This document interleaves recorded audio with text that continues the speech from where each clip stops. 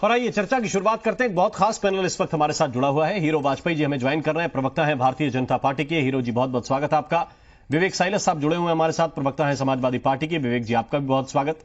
आस्था तिवारी जी हमें ज्वाइन कर रहे हैं, प्रवक्ता हैं कांग्रेस पार्टी की। आस्था जी आपका भी बहुत बहुत स्वागत। गंगाराम अंबेडकर साहब इस वक्त हमारे साथ जुड़े हुए हैं। आप बहुजन चिंतक हैं, बहुजन समर्थक हैं। और प्रोफेसर रविकांत जी इस वक्त हमें ज्वाइन कर रहे हैं। आप दलितों के विषय में अच्छी जानकारी रखते हैं, उनके विषय में चिंतन मंथन करते रहते हैं। बहुत बहुत स्वागत आपका भी। अंबेडकर साहब भी हमारे साथ हैं, गंगाराम अंबेडकर जी। प्रश्न इसी बात का है कि क्या अभी भी सिर्फ चित्र, सिर्फ मूर्ति लगाने से वोट मिल जाते हैं, या फिर लोग समझते हैं कि कौन उनका हितैषी है कौन नहीं है?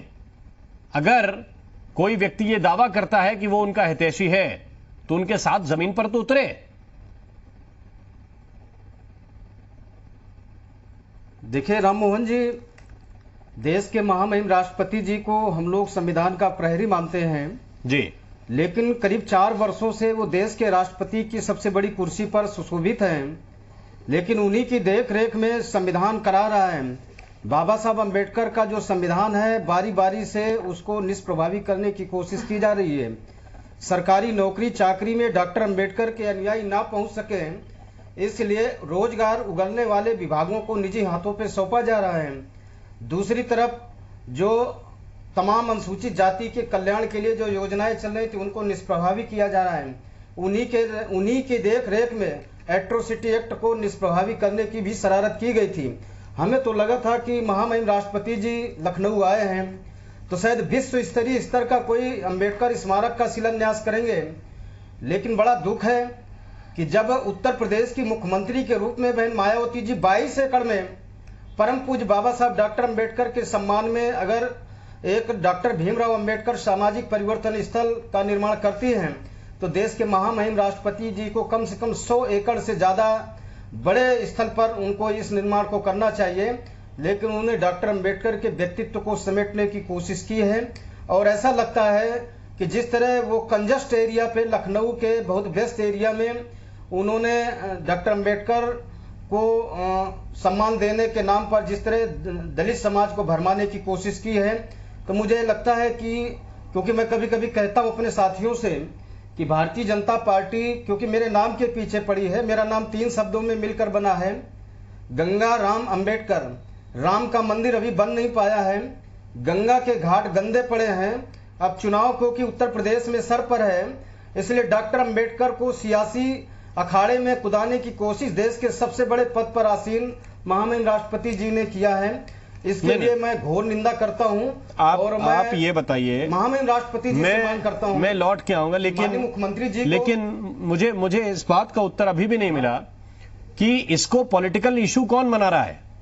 एक कार्यक्रम हुआ, एक शिलान्यास हुआ, और उस शिलान्यास से लेकर लोकार्पण तक की प्रक्रिया होनी है। अभी तो सिर्फ फोटो अपॉर्चुनिटी हुई है। अब लोकार्पण की प्रक्रिया जब तक संपन्न नहीं हो जाती तब तक तो उसका लाभ मिल जाएगा। ये आप लोगों को क्यों लगने लगा? क्यों मायावती जी अचानक इतनी बेचैन हो रहे हैं? क्यों उनको लगेगा कि पूरे दलित वोट यहां चले जाएंगे क्योंकि बाबा साहेब की एक स्मारक और उनका सांस्कृतिक केंद्र बनाने की बात बीजेपी ने कर दी है? महामहिम जी, राम मोहन जी, महामहिम जी जब उद्घाटन करे तो प्रदेश के मुख्यमंत्री जी जोर शोर से अपनी महिमा मंडन कर रहे थे, लेकिन मैं माननीय मुख्यमंत्री जी से कहना चाहता हूं कि परिवर्तन चौक के म्यूरल गायब हो गए हैं, महापुरुषों के सम्मान में लगे हुई पट्टिकाओं को गायब कर दिया गया है। स्मारक जो पहले से लखनऊ एवं नोएडा में उनके ही स्टेट में बड़े बड़े स्मारक बने हुए हैं, ये सरकारी संपत्ति है, समाज की संपत्ति है, वो इस समय उदासीनता का शिकार है। तो माननीय मुख्यमंत्री जी अगर उन्हीं को सजा लेते, संवार लेते तो शायद अनुसूचित जाति के लोगों को बहुत अच्छा लगता है। लेकिन जैसे लखनऊ राजधानी में प्रवेश करते हैं, डॉक्टर अम्बेडकर की मूर्ति लगी है, चारों तरफ की रेलिंग टूट गई है। कई बार हमने एलडीए के अफसरों को लिखने का काम किया, माननीय मुख्यमंत्री जी को लिखने का काम किया। परिवर्तन चौक के सारे म्यूरल गायब हैं, सामाजिक परिवर्तन स्थल के गेट गायब है। हीरो वाजपेयी जी, तो क्या ये बीएसपी की संपत्ति नहीं है? ये उत्तर प्रदेश सरकार की संपत्ति है। ठीक है, वो समाज की हीरो संपत्ति वाजपेयी है। जी। माननीय मुख्यमंत्री जी की नैतिक जिम्मेदारी है हीरो कि वाजपेयी उनका रख रखाव करें। राम साहब, यही सवाल मैं गंगाराम अंबेडकर साहब से करना चाहता हूं। अंबेडकर साहब, आप ही अभी समझा रहे थे कि कितने बड़े बड़े और विशाल सांस्कृतिक केंद्र, एक तरह से कहिए, स्मारक कहिए, उनका निर्माण हुआ। लखनऊ में विरोधी दल पत्थर घोटाले का आरोप भी लगाते रहे, लेकिन इतने बड़े स्मारक बनाकर भी अगर मायावती चुनाव नहीं जीत पाई, तो आपको लगता है कि एक शिलान्यास मात्र से दलित वोट बैंक बीजेपी की तरफ खिसक जाएगा? देखिए राम मोहन जी, स्मारक बनाने से केवल वोट बैंक का सवाल नहीं है। स्मारकों से एक वंचितों शोषितों को एक प्रेरणा मिलती है।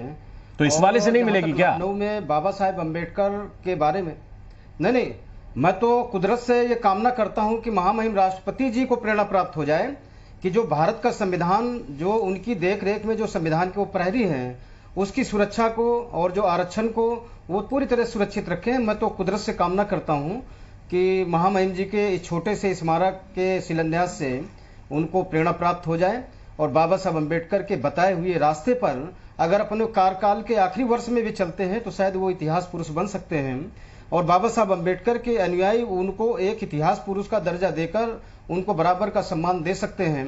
लेकिन केवल अगर ये कोरी केवल जाति और सियासत के भू से अगर वो निकल करके इस तरह काम करते हैं तो निश्चित तौर से अम्बेडकर के अनुयायी उन्हें माफ नहीं करेंगे, क्योंकि उत्तर प्रदेश में अभी 5-6 महीने के बाद विधानसभा का चुनाव है और मध्य प्रदेश में बीजेपी की सरकार है और कई राज्यों में भाजपा की सरकार है। तो क्या महामहिम राष्ट्रपति जी की तरफ से ऐसी भी कोई कोशिश हुई है कि डॉक्टर अम्बेडकर के सम्मान में वहां भी स्मारक बनाने का काम करें?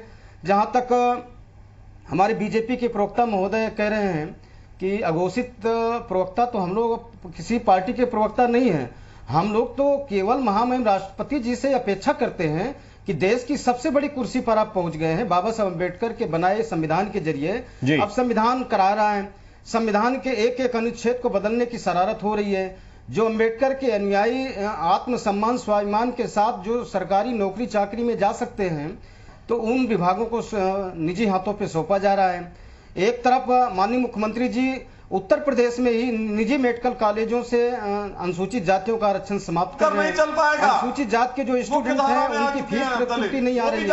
बच्चों की फीस नहीं वाजपेयी जी, आप बताने का काम करें कि आपकी सरकार ने बच्चों की फीस प्रतिपूर्ति क्यों रोक दी है? आप मुख्य धारा में देखिए वाजपेयी जी, आप ये देखें, टीवी में देश देख रहा है, आप निजी मेडिकल कॉलेजों से आपकी सरकार ने क्यों अनुसूचित जातियों का आरक्षण समाप्त किया? ये देश देख रहा है। क्या डॉक्टर अम्बेडकर के अनुयायियों को निजी क्षेत्रों में भी आप लोग रिजर्वेशन लागू करेंगे?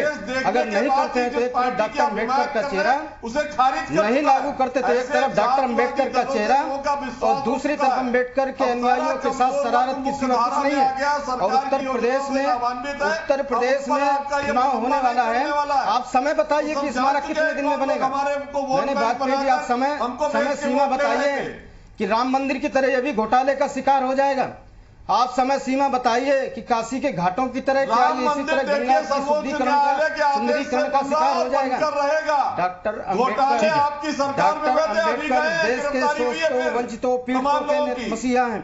ठीक है, और ठीक है, विवेक साइलेंस साहब कार्यालय में फोटो तो दिलवा दिया है, लेकिन ये बताने का काम करो कि अनुसूचित जाति के लोग कितने % इंस्पेक्टर है, डॉक्टर है, कलेक्टर है, प्रोफेसर है। जनता के आपने जो दुरुपयोग किया, दलित जान गया प्रवक्ता जी, अब मुख्य धारा में आ गया है। लाली बात कही जी, आप बताने का काम करें। एक तरफ तो आपने डॉक्टर अम्बेडकर की तस्वीरें सरकारी कार्यालय में टंगवा दिया, लेकिन उनके मानने वाले अनुयायियों को कितने % आपने जो इंस्पेक्टर, कलेक्टर, डॉक्टर बनाने का काम किया? कितने % न्याय मिलने का काम हुआ? ये अनुसूचित जाति जनजाति के साथ साथ आज पिछड़ी जाति के लोग भी परेशान हैं। आज जिस तरह से लोकतंत्र करा रहा है, जिला पंचायत में क्या चल रहा है, जो आपकी पार्टी वोट नहीं देगा उसका घर गिराने का काम करेंगे। ये डॉक्टर अम्बेडकर के लोकतंत्र के साथ भी आप लोग खिलवाड़ कर रहे हैं। ये डॉक्टर अम्बेडकर के लोकतंत्र, देखिए गंगाराम अम्बेडकर साहब, कम से कम आप जब डॉक्टर अम्बेडकर का नाम है कानून के साथ आप लोग, तो कम से कम उनके अंदर जो जुझारू शक्ति थी, जो उनके अंदर लड़ने की शक्ति थी, उसके साथ भी तो खड़े होइए। मायावती जी ने तो हाथ खींच लिया, वो तो हर चीज से टकराते थे, हर विपत्ति से लड़ते थे, अम्बेडकर के अनुयायी हैं तो अनुयायी हैं तो खड़े हो जाइए सामने। महसूस होना चाहिए। क्यों नहीं होते खड़े? आज सरकारी नौकरियों को आपने आरक्षण को रोक रखा है, टुकड़ों टुकड़ों में भर्तियां निकाल के आरक्षण को खत्म करने की शरारत जहां कर रहे हैं। जहां आपको लगता है कि अन्याय है वहां संघर्ष के लिए तो खड़ा होना पड़ेगा ना। विभागों को आप लोगों वहां संघर्ष के लिए तो खड़ा होना पड़ेगा, आरक्षण के साथ डकैती वहां संघर्ष के लिए खड़ा होना पड़ेगा। बाबा साहेब अम्बेडकर ने समझना आप लोगों बाबा साहेब अम्बेडकर ने, हमने तो यही पढ़ा है कि जितनी विपरीत परिस्थितियां हो सकती हैं उनके सामने वो थी, उनके सामने वो थी। आज तो उससे बहुत अच्छा वातावरण है।